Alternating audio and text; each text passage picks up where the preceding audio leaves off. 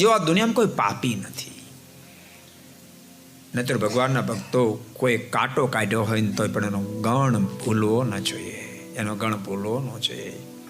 કૃતજ્ઞને માટે તમે જિંદગી ઘસી નાખો ને તો એ વળતર તો નહીં આપે, ઉપરથી દ્વેષ કરશે.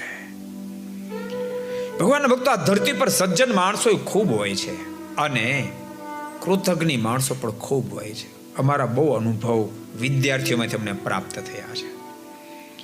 કારણ કે આપણે વિદ્યાર્થીને હથેળીમાં રાખીને ભણાવ્યા છે, તો ડાહ્યા વિદ્યાર્થીઓ બહુ થયા છે.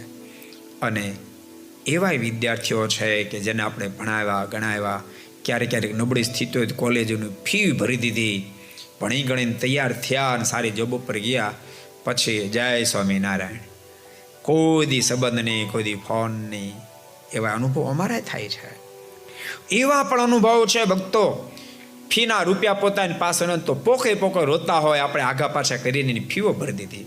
એવા વિદ્યાર્થીઓ છે, વિદેશની ધરતી પર આપણે મોકલ્યા, ટિકિટ નાય રૂપિયા આપણે આપ્યા અને એની ફીઓ ત્યાંથી આપણે ભરી, અને આજ આપણી સાથે જય સ્વામિનારાયણ કહેવાનો સંબંધ નથી રાખતા. એવા કૃતજ્ઞ પણ થાય.